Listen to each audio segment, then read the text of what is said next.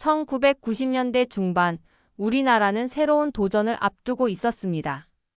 경부 고속철도 건설이라는 거대한 프로젝트를 시작하면서 고속열차 기술을 배우기 위해 기술자들이 프랑스로 향했던 때의 일입니다.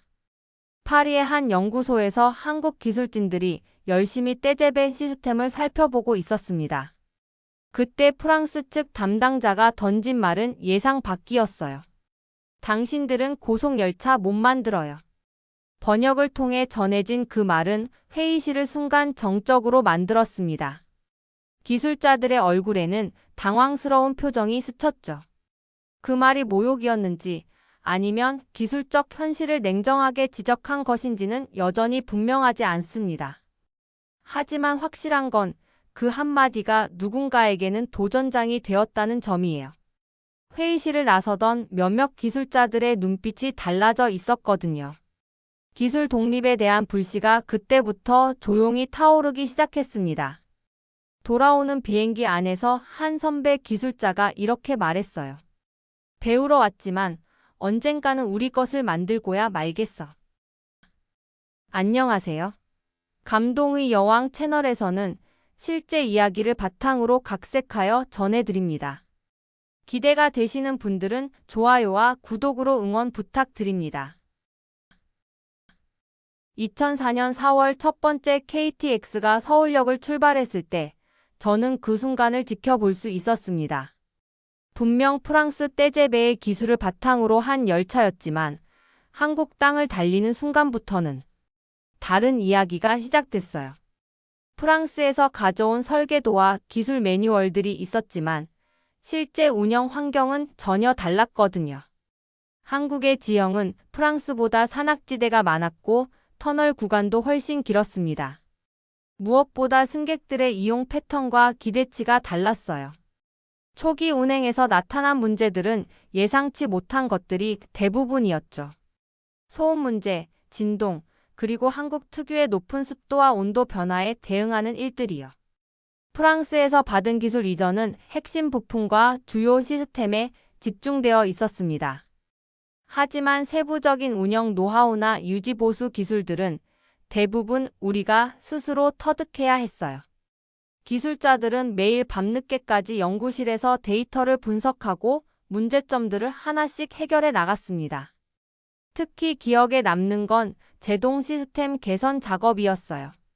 초기 모델의 제동 거리가 예상보다 길어지는 문제가 발생했는데 이를 해결하기 위해 우리 기술자들이 독자적인 알고리즘을 개발했거든요. 프랑스 원본 기술을 그대로 적용하는 것이 아니라 한국 실정에 맞게 수정하고 개선한 첫 번째 사례였습니다. 그렇게 모방이 조금씩 진화로 변해가기 시작했어요. 2008년 3월 저는 창원 차량기지에서 또 한 번 역사적인 순간을 목격했습니다. 완전한 국산 고속열차 KTX 산천의 출고식이 열렸던 날이에요. 그동안 외국 기술에 의존해왔던 우리가 마침내 스스로의 힘으로 만든 첫 번째 고속열차였거든요. 이름부터가 달랐어요. 떼제배 K나 KTX 프랑스 같은 이름이 아니라 우리말로 된 산천이라는 이름을 가졌습니다. 산천의 외관을 처음 봤을 때 느꼈던 감동을 지금도 기억해요. 은백색 알루미늄 차체가 햇빛에 반짝이며 유선형의 아름다운 곡선을 그리고 있었습니다. 특히 선두부의 디자인이 인상적이었는데 공기역학적 효율성을 높이기 위해 우리 기술진들이 수십 차례 풍동 실험을 거쳐 완성한 결과물이었거든요. 가장 자랑스러웠던 부분은 제동 시스템이었습니다. 이전 KTX에서 경험했던 문제들을 바탕으로 완전히 새로운 제동 알고리즘을 개발했어요. 회생제동과 마찰제동을 최적으로 조합하여 제동 거리를 단축시키면서도 승차감을 크게 개선했습니다. 시속 300km에서 완전 정지까지의 제동 성능이 기존 모델보다 15%나 향상되었거든요. 출고식에서 한 선배 엔지니어가 말했던 내용이 기억나요. 이제 우리도 누군가의 파생품이 아닙니다. 독립의 첫 신호탄을 쏘아 올린 거예요. 산천은 단순한 교통수단을 넘어서 기술 자립에 대한 우리의 의지를 보여주는 상징이 되었습니다. 그날부터 한국 고속철도 기술은 새로운 단계로 접어들었어요. 2013년 9월 17일 새벽 6시, 저는 오송역에서 특별한 순간을 기다리고 있었습니다. 해무 430X라는 이름의 시험 열차가 한국 고속철도 역사상 가장 중요한 실험을 앞두고 있었거든요. 사람들은 이 열차를 해무라고 불렀는데 바다 위에 피어오르는 안개처럼 빠르고 신비롭다는 뜻이었어요. 해무는 산청과는 완전히 다른 차원의 도전이었습니다. 단순히 상용 열차를 만드는 것이 아니라 시속 400km 이상의 속도에서도 안전하고 안정적으로 운행할 수 있는 기술을 실증하는 것이 목표였거든요. 차체 재료부터 추진 시스템, 제동 장치까지 모든 부분이 새롭게 설계되었습니다. 그날 오전 10시 30분, 해무가 오송, 부산 구간에서 시속 421.4km를 기록했다는 소식이 전해졌을 때의 환호성을 잊을 수 없어요. 관제실에 있던 기술자들이 서로 껴안으며 눈물을 흘렸고 몇몇 선배들은 말없이 고개를 끄덕이며 감격해했습니다. 한국이 세계에서 네 번째로 400km급 고속열차 기술을 보유한 국가가 되는 순간이었거든요. 하지만 진짜 의미는 속도 그 자체에 있지 않았어요. 해무를 통해 우리가 증명한 건 한국의 고속철도 기술이 이제 세계 최고 수준에 도달했다는 점이었습니다.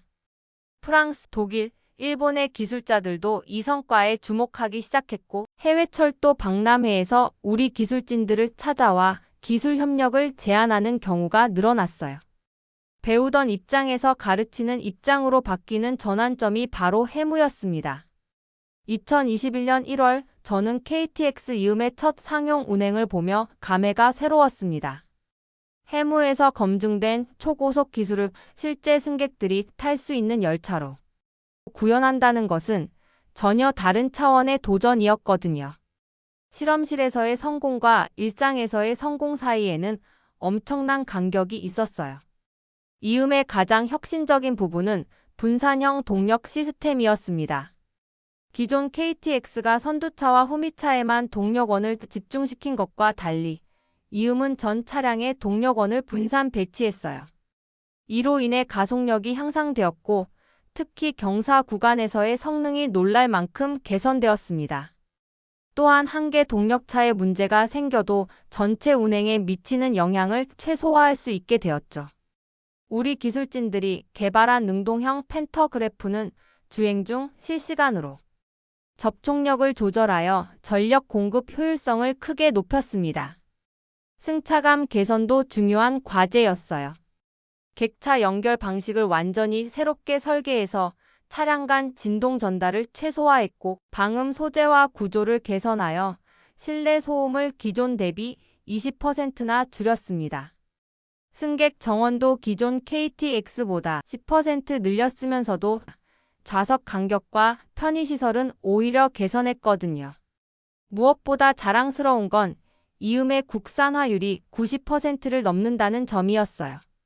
핵심 부품부터 소프트웨어까지 대부분이 우리 기술로 만들어진 진정한 한국형 고속열차가 탄생한 것입니다. 2022년 6월 29일 저는 수서 고속철도에서 KTX 청룡의 첫 상용 운행을 지켜봤습니다. 청룡이라는 이름처럼 푸른빛이 감도는 유선형 외관이 정말 인상적이었어요. 이음에서 한 단계 더 발전한 이 열차는 시속 320km로 운행하면서도 더욱 안정적이고 조용했습니다. 청룡의 디자인은 그 자체로 한국 고속철도 기술의 진화를 보여주었어요. 선두부의 유선형 설계가 이전 모델들보다 더욱 세련되어졌고 공기 저항을 최소화하기 위해 차체 곳곳에 세심한 공기 역학적 고려가 반영되었습니다. 특히 차량 하부의 공기 흐름을 개선해서 부상력을 줄이고 주행 안정성을 높였거든요. 내부로 들어서면 승객 편의성에 대한 세심한 배려를 느낄 수 있었습니다. 좌석 배치와 실내 조명, 소음 차단 성능 모든 면에서 한 단계 업그레이드 되었어요. 특히 무선 인터넷 환경이 크게 개선되어서 고속주행 중에도 안정적인 연결 상태를 유지할 수 있게 되었습니다. 승객들이 이동 시간 동안 업무나 여가 활동을 더욱 편리하게 할 수 있게 된 거죠. 청룡이 경부선과 호남선 일부 구간에서 운행을 시작하면서 기존 노선의 운행 효율성도 크게 개선되었습니다. 더 많은 승객을 더 빠르고 편안하게 수송할 수 있게 되었고, 에너지 효율성도 이전 모델 대비 15% 향상되었어요. 하지만 청룡의 진정한 의미는 단순한 성능 향상에 있지 않았습니다. 이 열차는 한국형 고속철도 기술이 세계 어느 나라와 비교해도 뒤처지지 않는다는 확실한 증거였거든요. 해외 철도 관계자들이 청룡을 시승한 후 기술 도입을 문의하는 사례가 늘어나기 시작했고, 우리는 비로소 기술 수출을 진지하게 고려할 수 있는 단계에 도달했습니다. 그리고 2024년 6월 14일, 저는 정말 역사적인 순간을 목격했습니다. 우즈베키스탄이 KTX 이음 기반 열차를 7량 6편성 규모로 도입하기로 공식 발표한 날이었거든요. 총 사업 규모는 무려 2,700억 원. 한국 고속철도 개발을 시작한 지 30년 만에 이룬 첫 번째 해외 수출이었어요. 협상 과정을 지켜보면서 느꼈던 감동을 지금도 잊을 수 없습니다. 우즈베키스탄 철도청 관계자들이 우리 기술진들에게 보내는 존경의 눈빛이 1990년대 프랑스에서 받았던 시선과는 완전히 달랐거든요. 그들은 한국의 고속철도 기술을 신뢰했고, 특히 이음의 분산형 동력 시스템과 유지보수 편의성을 높이 평가했습니다. 계약서에 서명하는 순간 회의실에 있던 모든 사람들의 표정이 엄숙해졌어요. 한 명의 선배 기술자는 조용히 눈물을 닦았고, 젊은 엔지니어들은 서로 격려의 박수를 보냈습니다. 과거 기술을 배우기 위해 해외로 나갔던 우리가 이제는 이 기술을 해외에 수출하는 국가가 된 것이죠.